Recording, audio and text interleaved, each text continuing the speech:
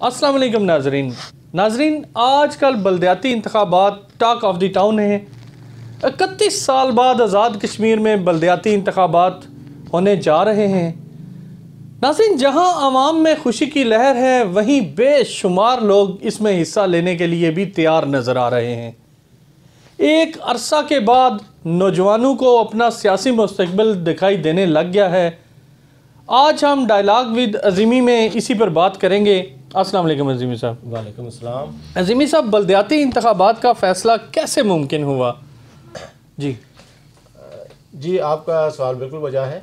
31 साल बाद आज़ाद कश्मीर में ये बलदियाती इंतखाबात हो रहे हैं और ये फ़ैसला जो हुआ है बलदियाती इलेक्शन का, ये बड़ी अहमियत का हामिल है।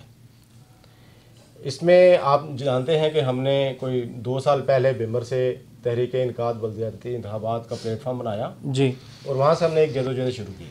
ठीक, फिर इसके अंदर मुजफ्फराबाद से, बाग से, कोटली से, मीरपुर से और सारी जगहों से जना लोग आहिस्ता आहिस्ता इसमें शामिल होते गए और सब अपनी जगह पे आवाज़ उठाते रहे। तो इस तरह ये चीज़ जो ना जो 31 साल से नहीं थी वो हाईलाइट होना शुरू होगी। ठीक है, ये एक पहलू है। दूसरा पहलू ये था कि मुस्लिम लीग की जो साबका गवर्नमेंट थी, उन्होंने अपने मंशूर के अंदर ये लिखा हुआ था कि वो बलदियाती इलेक्शन कराएंगे। राजा फारूक हैदर साहब ऐलानात भी करते रहे, लेकिन वो इसमें कामयाब ना हो सके। ठीक है, फिर अभी जो पीटीआई की गवर्नमेंट बनी, इनके मंशूर में भी बलदियाती इंतखाबात शामिल थे। और हमारी गुल्लक के जिस दिन वज़ीर आज़म ने हलफ लिया या सदर साहब ने का इंतखाब हुआ, उन सब ने शुरू में ही कहा जी हम बलदियाती इंतखाबात कराएंगे। ठीक है, अब इस रास्ते में एक बड़ी रुकावट थी, वो सुप्रीम कोर्ट का स्टे आर्डर था। ठीक है, तो अल्हम्दुलिल्लाह जो भी लोग वहाँ पे काम कर रहे थे कोर्ट के अंदर, उनकी मशक्क़त से हमारा जो एक सोशल मीडिया के ऊपर, प्रिंट मीडिया के अंदर और पॉलिटिकल फिगर से मुलाकातें वगैरह, ये सारे बहुत सारे फैक्टर इन्वॉल्व थे। बिलाखिर अल्लाह ने करम किया और सुप्रीम कोर्ट ने इतना जानदार फैसला दिया कि बलदियाती इंतखाबात जो हमारे नज़र में हो सकता है अभी 6 माह साल और लगते, उसमें लेट होते हैं। ठीक होने तो थे इंशाल्लाह, क्योंकि हमने काम शुरू किया हुआ था, लेकिन मैं भी अभी उसमें 6 माह साल लगते। लेकिन सुप्रीम कोर्ट ने एक ज़बरदस्त फैसला दिया, जिसके बाद वो सारी चीज़ें जो बदल गई हैं और अल्हम्दुलिल्लाह ये इलेक्शन होने जा रहे हैं। यहाँ पे मैं इसका क्रेडिट एक तरफ सोशल मीडिया के दोस्तों को दूंगा, जो टीम पूरे आज़ाद कश्मीर में काम करते रही, उनको भी दूंगा। ओवरसीज से हमारे लोग थे, वो भी काम कर रहे थे इसी वाले से। लेकिन बुनियादी किरदार जो था वो तो है हमारी गवर्नमेंट का, जो अभी आज़ाद कश्मीर में है। तो ये बहरहाल वज़ीर-ए-आज़म सरदार अब्दुल क़य्यूम नियाज़ी का और उनकी कैबिनेट का और बाकी लोगों का क्रेडिट है कि उन्होंने पॉजिटिवली इस चीज़ को लिया है।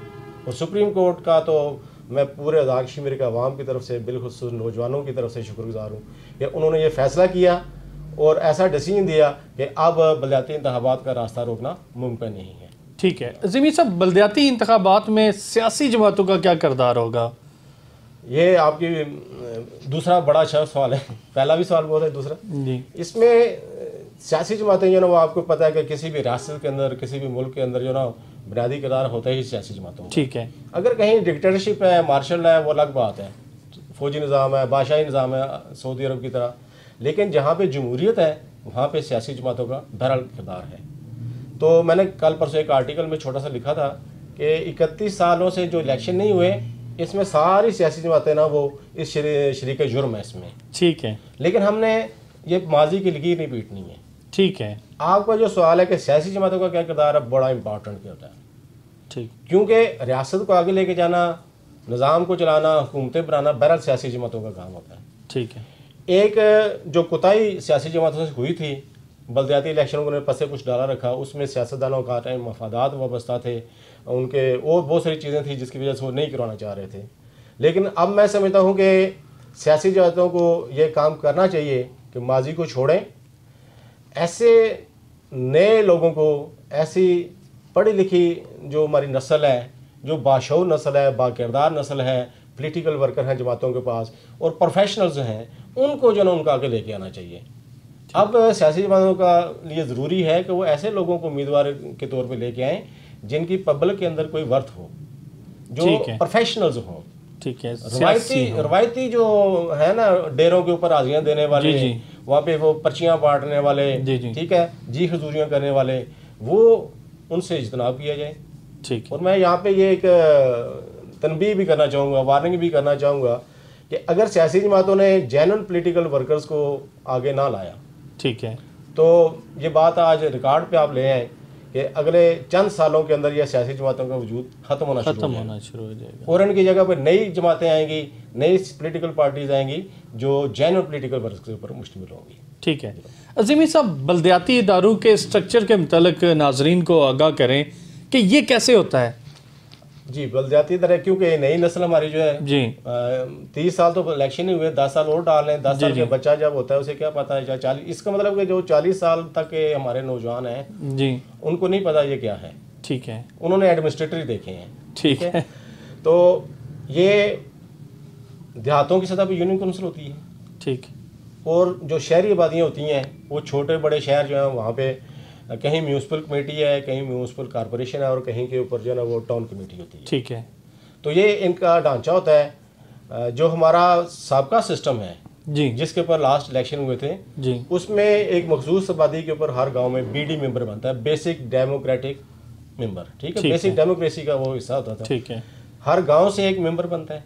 ठीक है, फिर पूरी यूनियन काउंसिल के अंदर जितने मेंबर बन जाते हैं साबका सिस्टम के तहत, ठीक है, वो काउंसलर आपस में वोट डाल के चेयरमैन और वाइस चेयरमैन आते हैं यूनियन काउंसिल का। ठीक है, उनके साथ साथ पूरी यूनियन काउंसिल में जैसे एक जिला काउंसिल का मेंबर बनता है जिसको पूरी यूनियन काउंसिल के लोग वोट डालते हैं। ठीक है, ये तो होता है देहातों के अंदर। ठीक है, अब मुजफ्फराबाद है, मीरपुर है, ठीक, ये म्यूनसिपल कॉर्पोरेशन हैं बड़े जो हैं, ठीक, वहाँ पे भी वार्ड सिस्टम होता है। ठीक, अभी जो आबादी का तयन कर दिया हुआ है इलेक्शन कमीशन ने सुप्रीम कोर्ट के हुक्म के ऊपर, इतनी आबादी के ऊपर शहर के अंदर काउंसलर बनेगा। ठीक है, ऐसे ही बिम्बर जैसे म्यूनसिपल कमेटी है, ठीक, इसके लिए जो आबादी है वो अलग से है कि इतने लोगों के ऊपर मुश्तमिल एक काउंसलर होगा। फिर ये काउंसलर अपना जो ना आगे चेयरमैन चुनेंगे। ठीक है, ऐसे ही टाउन कमेटीज़ हैं, मसलन अकालगढ़ है या समानी हो सकती है या बनाला हो सकता है, इसी तरह तो टाउन कमेटीज़ में और छोटी तादाद होगी जिसके ऊपर ये मुश्तमिल होगा। ठीक, तो ये फिर यह तक जिला काउंसिल के सारे मेंबरान मिल के फिर अपना चेयरमैन बनते हैं और वाइस चेयरमैन। ठीक है, ज़मीन साहब, इन सारी चीज़ों के लिए तो बड़ा वक्त दरकार होगा, तो ये कैसे अमल फिर मुमकिन होगा, क्योंकि ये तो स्टेप बाई स्टेप है। अच्छा, नहीं, ऐसी बात नहीं है जी। बेसिक तो अभी हल्का बंदियाँ सुप्रीम कोर्ट ने कहा है जी कि आपने 45 दिन के अंदर जो 5 फरवरी बनती है, ठीक है, 5 फरवरी के तक ये सारी हल्का बंदियाँ मुकम्मल होके इनकी रिपोर्ट चली जाएगी सुप्रीम कोर्ट में जमा हो जाएगी। फिर इतराज़ात अगर आते हैं उनकी हियरिंग होगी। अच्छी बात यह है कि डिस्ट्रिक्ट एंड सेशन जज जो है ना जी जी उनको मुकर्रर कर दिया गया है अपील के लिए। ठीक है, और वो अपीलें वहाँ पे जाएंगी और वहाँ पे खत्म हो जाएंगी। ठीक है, ये ड्यू प्रोसेस मुकम्मल हो जाएगा। ठीक है, लंबा अरसा नहीं दरकार होगा, नहीं होगा इसके। ठीक है, ज़मीन साहब, लोगों में अब भी ये शकूक और शुबात हैं कि बल्दियाती इलेक्शन नहीं होंगे, इस पर आपका क्या मौक़िफ़ है? जी, वो एक कहानी आपकी दिलाजारी के बगैर नहीं, मुझे एक ऐसी बात नहीं है जी। उसमें एक कहानी हम सब सुनते रहे हैं, शेर आया जी, तो वो शेर आता कौन नहीं था जी जी, तो बिलाहर एक दिन ये हुआ कि वो शेर आ गया और बकरियां खा गया जी जी। अब बहुत सारे लोगों के ज़हन में है कि ये शेर नहीं आएगा।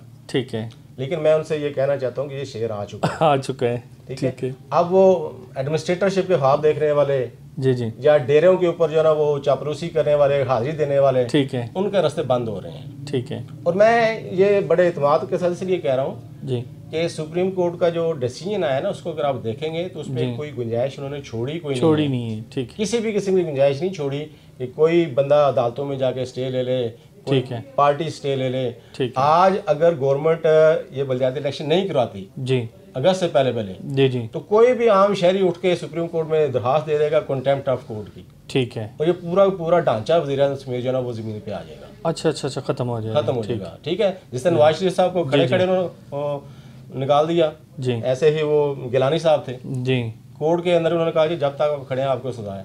ठीक, सजा याफ्ता हुए और ठीक सिस्टम से बाहर हो गए। ठीक, तो ये गवर्नमेंट के लिए मुमकिन नहीं है कि सुप्रीम कोर्ट के फुल बेंच के फैसले से इनकार कर सके। ठीक है, बल्दियाती इंतखाबात के नतीजा में क्या तब्दीलियां मुतवक्को होंगी?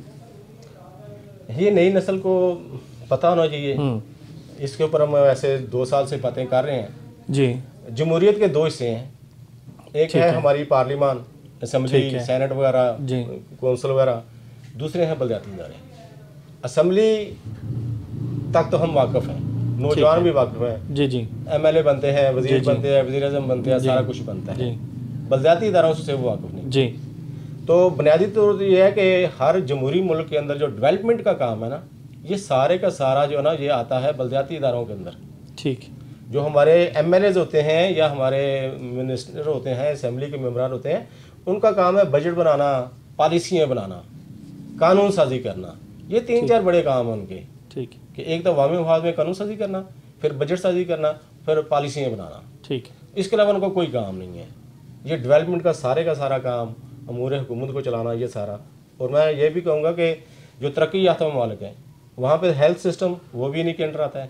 ठीक है। एजुकेशन सिस्टम वो भी इन्हीं के अंदर आता है, सिविल डिफेंस वो भी इन्हीं के अंदर आता है, टैक्सेस का निज़ाम वो भी इन्हीं के अंदर आता है, ट्रांसपोर्टेशन जो है वो भी इन्हीं के अंदर आती है, टूरिज़म भी इनके आता है, एनवायरनमेंट जो है ये भी। मतलब ये कि जितने शोबा है ज़िंदगी है ना, जी वो सारा इन्हीं से होके जाता है। वो डिस्ट्रिक्ट गवर्नमेंट्स की जिम्मेदारी। इसलिए तो MLA साहिबान जो इस तरह नहीं सारा कुछ ही आपने बल्दियात के अंडर है। तो जी अज़ीमी साहब, आप ये बताएं कि बल्दियाती इंतखाबात में किन लोगों को आगे आना चाहिए? मेरी तो ख्वाहिश है कि ऐसे तालीम याफ्ता नौजवान, उसमें हमारी ख़वातीन भी शामिल हैं, जो प्रोफेशनल हैं। ठीक है। जो मुस्बत सोच रखते हैं। ठीक है। प्रोफेशनल आप किसको कहते हैं? अच्छा, प्रोफेशनल देखे ना, वकला हो गए, इंजीनियर्स हो गए, ठीक है, डॉक्टर्स हो गए, ठीक है। उसके अलावा जो मुख्तलिफ शोबा वहाँ एग्रीकल्चर रिलेटेड जिनकी एजुकेशन है, हैवानात के मतलब, एनवायरनमेंट के मतलब, वो जो मैंने कहा, फिर टाउन प्लानिंग, ठीक है, ये सारे के सारे प्रोफेशनल्स लोग हैं ना। ठीक है। तो हमें ऐसे प्रोफेशनल्स की ज़रूरत है कि हमारे जो ये बल्दियाती इदारे आएँ, इनमें वो लोग आगे आएँ। ठीक। ताकि जब डिस्ट्रिक्ट गवर्नमेंट बन जाए तो उसके मेम्बरान के अंदर ये सलाहियत मौजूद हो कि वो अपने इन तजर्बात को, अपने एक्सपीरियंस को, अपनी एजुकेशन को पेश नज़र रख के कम से कम वक्त में जो ना बल्दियाती इदारों को जो दोबारा खड़ा कर दें। अज़ीम साहब, बल्दियाती इदारों का दायरा कार क्या होता है? ये जो पहले आपने एक क्वेश्चन किया उसके अंदर ही इसका जवाब मौजूद है। जी। पहले मैंने बोला कि बल्दियाती इदारों का दायरा बहुत वसी है। ठीक है। लेकिन अभी तक हमारे यहाँ यही समझा जाता है कि शायद ये गांव के अंदर जो गली बननी है, जी, या वहाँ पे कोई अटबंदी होनी है, रेट लगना है, ये छोटे मोटे कोई काम है, ये शायद बल्दियाती इदारों की जिम्मेदारी। ठीक है। मैं कहूँगा कि ये बिल्कुल एक टिप ऑफ द आइसबर्ग है। ठीक है। छोटी सी ये हिस्सा है, बाकी तो बहुत बड़ा है, वसी है। जी। जब असेंबली का काम सिर्फ कानून साजी और बजट बनाना हो और पॉलिसी देना हो, जी, तो फिर जिंदगी कैसे चलती है इदारों के जरिए? ठीक। वो सारा का सारा इन्हीं का दायराकार है। इसमें DC, SP, DHO वगैरह, ये सारे के सारे लोग जो ना, ये डिस्ट्रिक्ट गवर्नमेंट के अंडर आते हैं। ठीक है। अज़ीमी साहब, बल्दियाती इंतखाबात हो गए, आप मुझे ये बताएं कि इनका फ्यूचर क्या है? ये बड़ी अच्छी बात है जी। देखें, जो तरक्की होती है या इर्तिका होता है जी, ये एक मसलसल अमल है। ठीक। और मज़े की बात यह है कि तरक्की और इर्तिका जिस स्टेज पे चले जाते हैं ना, फिर वो वहाँ से वापस नहीं आते हैं। ठीक। ये ब्लैक एंड वाइट TV आया, ठीक, लाउड स्पीकर्स आए, फिर तरक्की करते करते आज मोबाइल हमारे हाथों में है। ऐसा ही। अब ये नहीं हो सकता कि आप मोबाइल को पैक करें और दोबारा ब्लैक एंड वाइट TV पे चले जाएं। ठीक है। ठीक है। ऐसे ही दुनिया जहान के आप मुख्तलिफ शोबों में देखेंगे तो कि जो तरक्की हुई है फिर वो वापस नहीं हुई है। ठीक है। वो आगे ही बढ़ी है। ठीक है। तो यही एवोल्यूशन होती है, यही इर्तिका होता है, इंसानी ज़हनों का इर्तिका होता है। ठीक है। जमहूरियत का इर्तिका अब हो रहा है आज़ाद कश्मीर के अंदर। जी। जो रुक गया था ना 30 साल पहले, जी, अब दोबारा वो इर्तिका शुरू हो रहा है। ठीक। आज बल्दियाती इदारे बनेंगे। ठीक। बिलाशुबा इसमें अभी बहुत सारी कमी कुताहियाँ होंगी। ठीक। बहुत सारी इम्प्रूवमेंट की गुंजाइश होगी। ठीक। लेकिन ये सिस्टम चलता रहेगा तो ये एवोल्यूशन होती रहेगी, ये आगे बढ़ते रहेंगे। इससे ये होगा कि हमारे सिस्टम के अंदर से मोरूसियत ख़त्म हो जाएगी। ठीक। जो अजारादारी है वो खत्म हो जाएगी, उसका जो डेरादारी है वो खत्म हो जाएगी, और जेन्युइन पॉलिटिकल वर्कर चले इस इलेक्शन में ना भी आए, ठीक है, 4 साल बाद फिर बल्दियाती इलेक्शन आएंगे। ठीक है। तो तालीम इतनी हो चुकी है, शऊर इतना डेवलप हो चुका है, हम भी थोड़ा बहुत इंशाल्लाह जो ना ये सिलसिला आगे बढ़ेगा। चले, बहुत शुक्रिया अज़ीमी साहब आपका। जी थैंक। जी नाज़रीन, मुझ समेत बेशुमार लोगों ने बल्दियाती इंतखाबात नहीं देखे। 30 सालों के बाद 31 सालों के बाद ये होने जा रहे हैं।